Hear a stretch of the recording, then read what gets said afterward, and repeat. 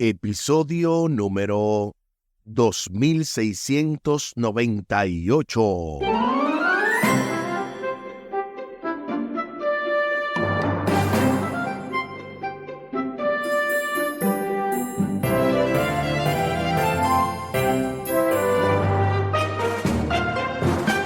Saludos y bendiciones. Esto es Estudio Sistemático de la Biblia. Por la gracia de Dios estamos alcanzando y este martes 16 de enero.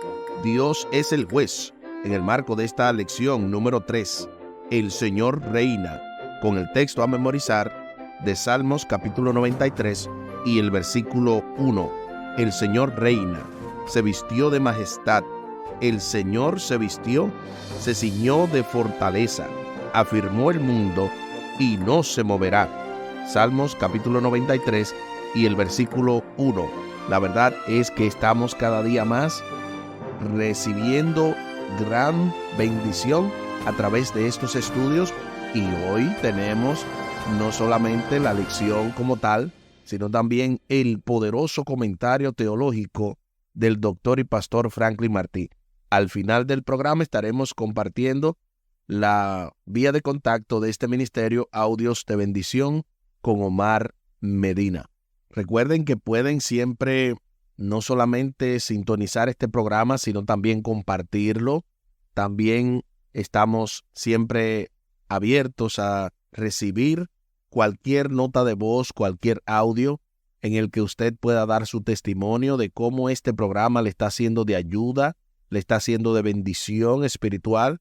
Y qué bueno es poder siempre contar con la bendición de Dios en cada estudio. Por lo tanto, les invito para que hablemos con nuestro Dios en oración. Buen Dios y eterno Padre, gracias te damos por la oportunidad de estudiar tu palabra. Bendícenos, dirígenos, acompáñanos, oh Dios, en este estudio para que veamos cómo tú eres el juez de toda la tierra y que de esa manera cada uno de nosotros pueda tener una idea más clara de quién eres tú y de que tu soberanía es incuestionable. Favores que te pedimos y te agradecemos, junto con el perdón de nuestros pecados, en el nombre de Jesús. Amén. Amén.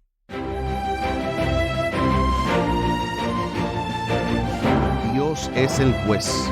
De inmediato se nos invita a leer el Salmo capítulo 75, completo solamente son 10 versículos, Salmo 75, para responder a la pregunta, ¿por qué es vana la jactancia de los impíos? Vayamos a la palabra de Dios. Acompáñame. Salmo capítulo 75. Gracias te damos, oh Dios, gracias te damos, pues cercano está tu nombre. Los hombres cuentan tus maravillas. Al tiempo que señalaré, yo juzgaré rectamente. Se arruinaban la tierra y sus moradores. Yo sostengo sus columnas. Dije a los insensatos, no os infatuéis, y a los impíos, no os enorgullezcáis. No hagáis alarde de vuestro poder. No habléis con cerviz erguida, porque ni de oriente, ni de occidente, ni del desierto viene el enaltecimiento, mas Dios es el juez. A este humilla y a aquel enaltece, porque el cáliz está en la mano de Jehová, y el vino está fermentado, lleno de mistura, y él derrama del mismo, hasta el fondo lo apuran, y lo beberán todos los impíos de la tierra. Pero yo siempre anunciaré y cantaré alabanzas al Dios de Jacob. Quebrantaré todo el poderío de los pecadores, pero el poder del justo será exaltado. Gloria sea nuestro Dios por este salmo tan maravilloso. Y ahora sí, estamos listos para responder a la pregunta, ¿por qué es vana la jactancia de los impíos? Bueno, aquí lo vemos claramente que el impío no tiene poder encima de Dios. Es vana la pretensión, es vano el enaltecimiento, porque Dios es el juez. Él humilla a quien Él quiere. O sea, ¿por qué ellos han de jactarse si al final Dios es el que tiene la última palabra? Él sostiene el mundo, o sea, las columnas de la tierra. O sea, ¿qué más te puedo decir que no te haya dicho, como diría Omar? Porque realmente está claro aquí. La jactancia de los impíos es vana porque ellos no tienen la última palabra, igual que nosotros. Ninguno de los cristianos debe de jactarse, mucho menos sabiendo que tenemos un Dios soberano que al que Él quiere enaltece y al que Él quiere humilla. Y hablando precisamente de la soberanía de Dios, pues hoy continúa los mensajes precisamente del doctor Franklin Martí en ese particular de la soberanía, pero en la parte 2. Bienvenido, pastor y profesor.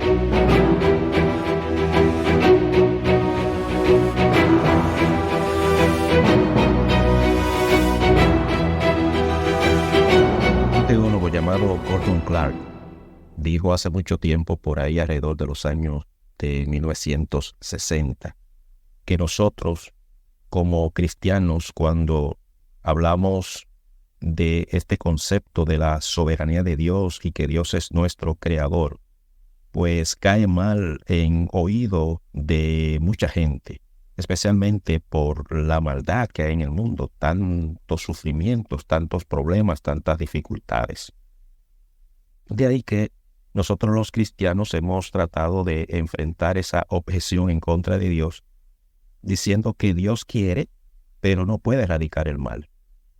Y hay otros que dicen que Él sí puede, pero no quiere hacerlo.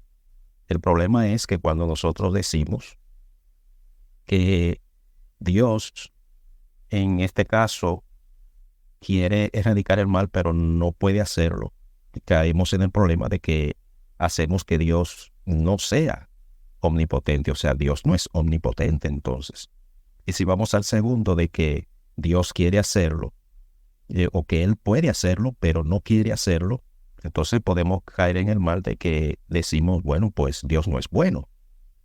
Ahí está otro problema bien grave.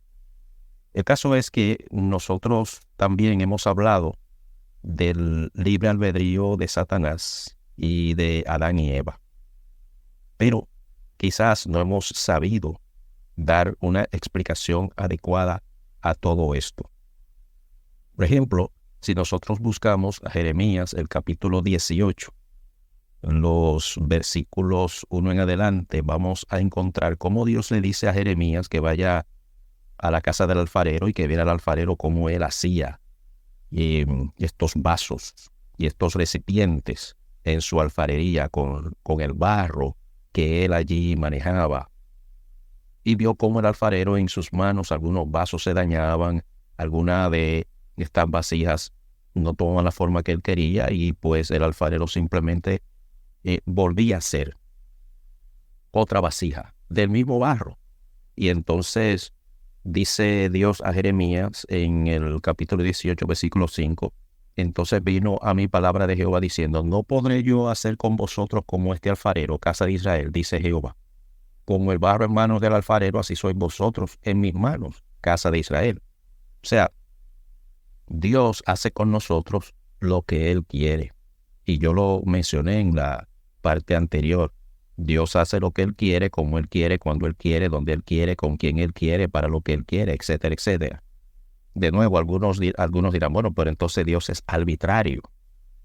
El problema es que nosotros debemos dejar claro en nuestra mente, Dios sabe lo que es mejor para nosotros.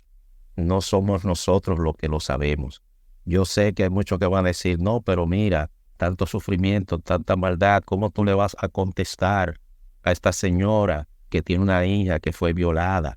¿Cómo tú vas a contestar a esta señora que tiene un hijo que nació con impedimentos, con dificultades y que ella ahora está allí cuidándolo todo el tiempo y no puede quizás hacer lo que ella desea, sino estar todo el tiempo 24/7 cuidando a su hijo? Y otros más ejemplos que hay. Nosotros fallamos en dar respuestas adecuadas a todo este conflicto. Y quiero decirles a ustedes que Dios es bueno, Dios es bondadoso. Y pues queremos hacer un examen de la bondad de Dios. Queremos hacer un examen de Dios, de cómo es Dios y de quién es Dios. En la cruz del Calvario se pudo ver cuán bueno es Dios, que aún a esa niña, esa joven que fue violada, Cristo Jesús murió por ella y está dispuesto a salvarla. Y de esa señora que tiene un hijo en su cama, que está con impedimento, Dios murió por esa señora para darle paz. Debemos mirar a la cruz para ser sanados, para ser curados. El mal que hay en el mundo no ha sido creado por Dios. Claro que Dios puede detenerlo, pero ¿cómo Dios detendría el mal para que Cristo Jesús pueda venir? ¿Cómo Dios intervendría para erradicar el mal dentro de un mundo de pecado? La pregunta que siempre uno hace, ¿por qué sucedió esto? La otra pregunta que nosotros haríamos, si no sucede eso, ¿qué va a suceder? Va a suceder en otra persona. Y la gente diría, bueno, sí, pues que sucede en otra persona. Ahí está la gran dificultad y el gran dilema en el cual estamos en esta tierra. Este es un tema bastante tedioso, bastante problemático, pero vamos a continuar con él en la próxima entrega.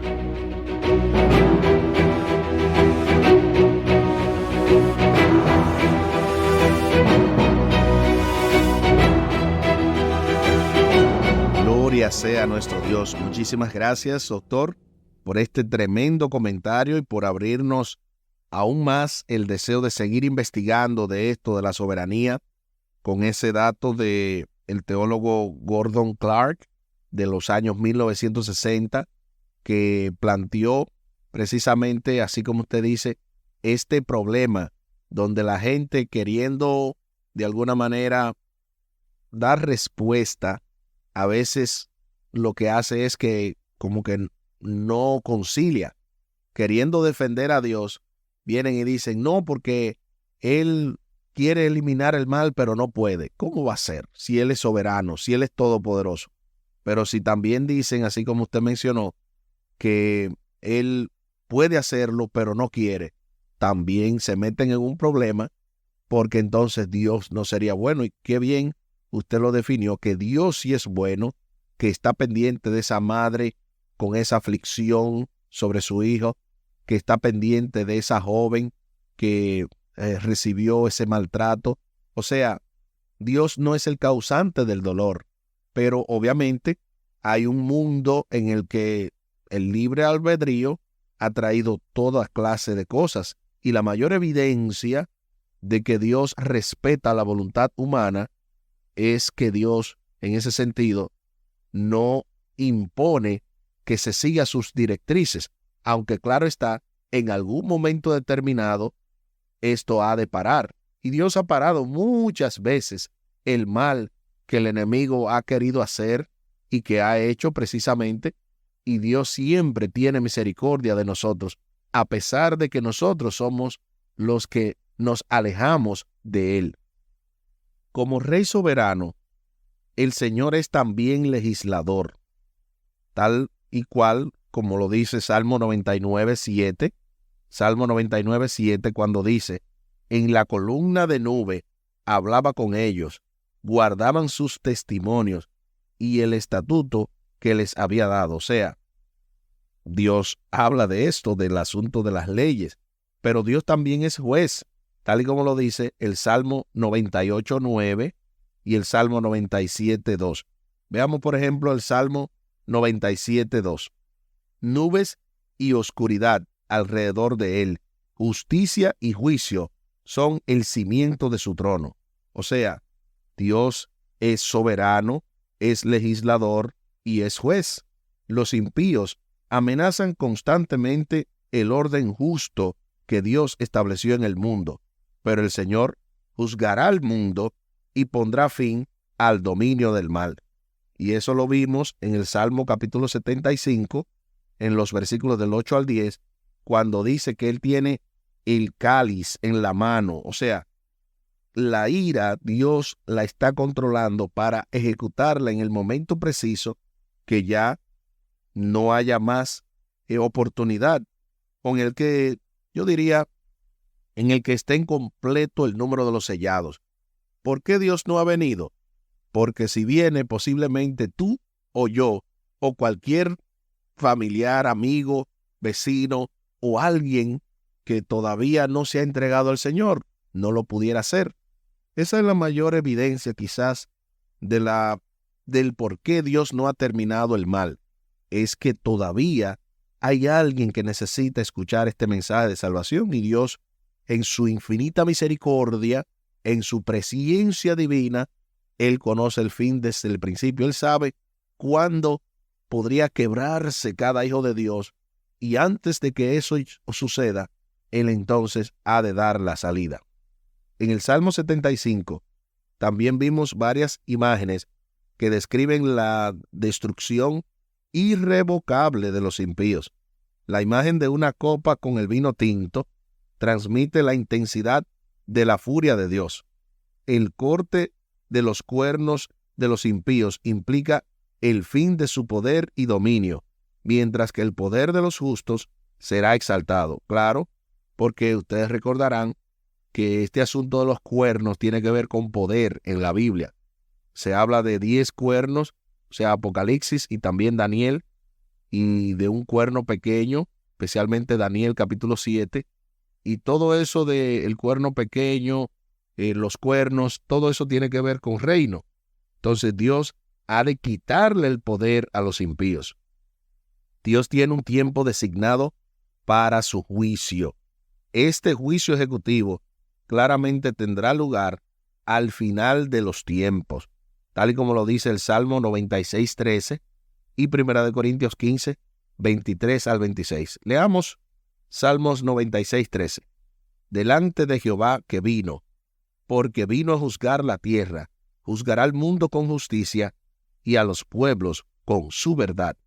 O sea, este juicio es inminente, es un juicio que nadie escapará, y es por eso que necesitamos ahora mismo, si tú todavía no tienes a Jesucristo como tu abogado, hazlo de inmediato, porque mañana será tu juez, mañana será mi juez, el juez de toda la tierra. Por lo tanto, necesitamos ahora mismo resolver ese problema y ya no estar sin intercesor. El Señor sondea el corazón de las personas como parte de su juicio. Lee Salmos 14:2 y ahí te vas a encontrar precisamente esto. Salmo 14:2, lo voy a leer por ti para ayudarte en esa parte. Jehová miró desde los cielos sobre los hijos de los hombres para ver si había algún entendido que buscara a Jehová. Así que el Señor sondea, el Señor hace una mirada escrutadora en toda la tierra para ver quiénes estamos dispuestos a servirle a pesar de nuestras debilidades. Es una reminiscencia de Génesis capítulo 6 y el versículo 5 y Génesis 6:8. O sea, capítulo 6, versículos 5 y 8. Y es así que, por ejemplo, Noé halló gracia ante los ojos de Jehová porque Dios está pendiente. O sea, no es que Dios creó este mundo y lo dejó a la deriva, sino que está pendiente de cada uno de sus hijos. Ambos textos muestran que el examen que Dios hace de la vida de las personas y la búsqueda que realiza para ver a quienes puede salvar preceden a la ejecución del juicio de Dios sobre el mundo. O sea, Dios definitivamente es un Dios de orden. Él no va a venir simplemente a buscar a la gente así. Mira, este se me parece que es de nosotros, vamos, para arriba, para el cielo. No, Dios ya tiene un juicio en cuestión para analizar, para verificar quiénes son los que han hecho pacto con sacrificio, quienes han aceptado a Jesús como su Salvador, quienes lo han hecho como su abogado. Entonces luego viene este juicio, o sea, la ejecución, mejor dicho, porque este juicio es previo a la segunda venida y a este juicio se le llama juicio investigador.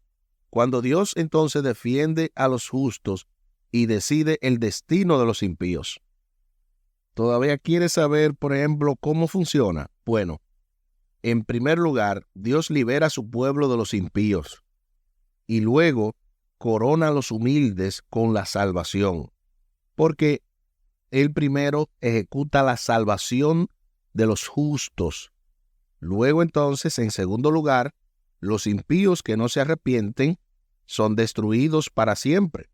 Algunos salmos describen poéticamente la inutilidad de las armas humanas contra el juez divino.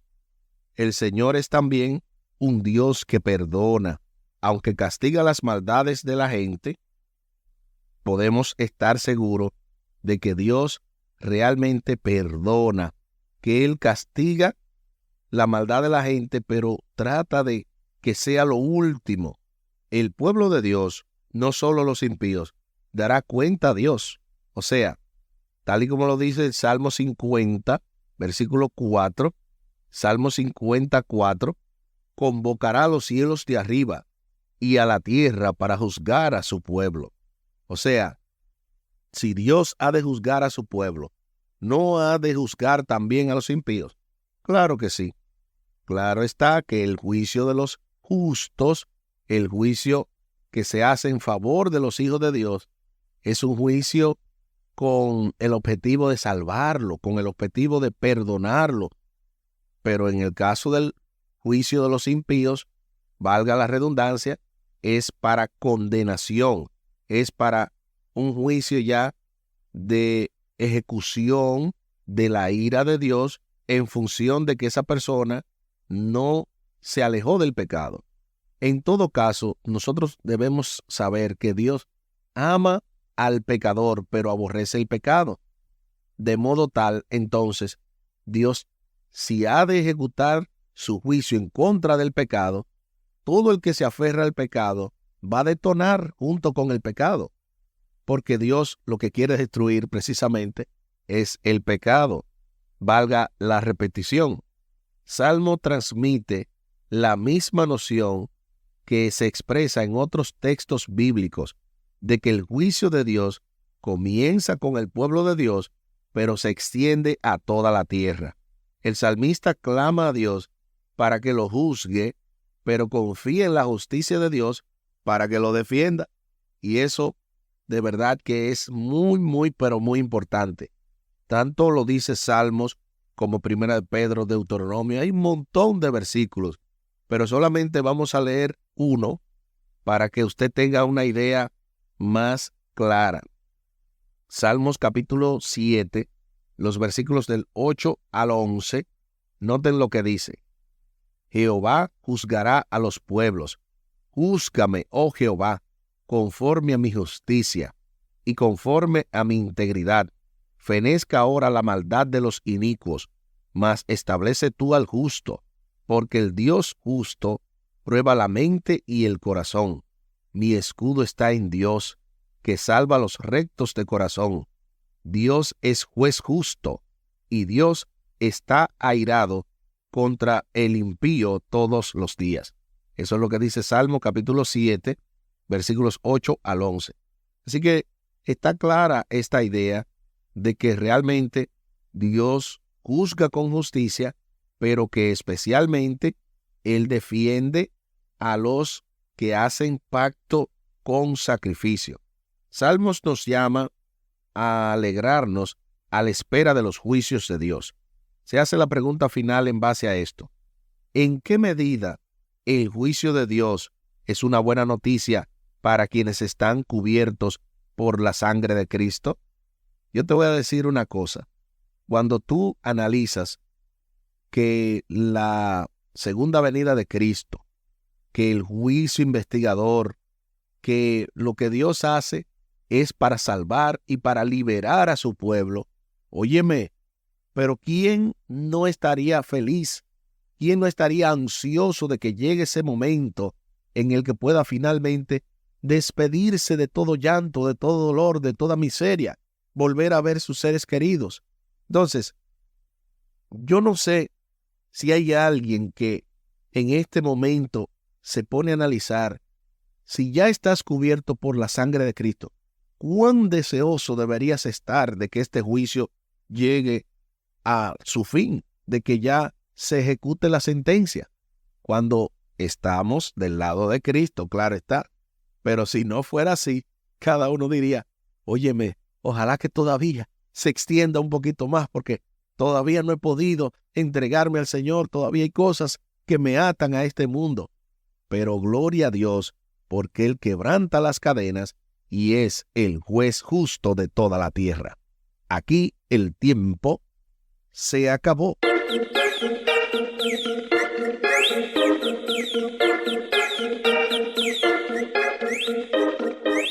¿Qué hemos aprendido en el día de hoy? Hemos aprendido que Dios es el juez y que no solamente es un juez simplemente más, sino que es el juez justo, el juez soberano, el que tiene todo bajo control, el legislador, el soberano, el juez. Pero obviamente, más que todo esto, es nuestro Padre Celestial, nuestro amigo, aquel que hoy es nuestro abogado y mañana será nuestro juez. Les invito para que hablemos con nuestro Dios en oración. Buen Dios y eterno Padre, gracias te damos porque tú eres el juez de toda la tierra. Tú juzgas con justicia a tu pueblo, igual a los impíos.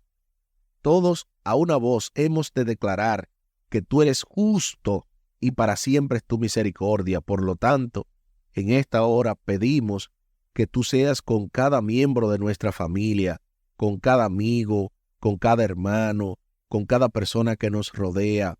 Ayúdanos, oh Dios, para que todos juntos estemos listos, estemos preparados para tu segunda venida, que cuando este juicio investigador llegue a su fin, cada uno de nosotros, nuestros familiares, las personas que nos rodean, tengamos el veredicto que hemos sido sellados para vida eterna. Bendice grandemente también a aquellos que han de escuchar por nosotros esta palabra, para que también sean receptivos y todos a una sola voz reconozcamos tu justicia. Favores que te pedimos y te agradecemos por los méritos sagrados del único que ha dado su vida y que por lo tanto merece toda honra, toda gloria, todo honor, por los méritos de Cristo Jesús. Amén. Amén.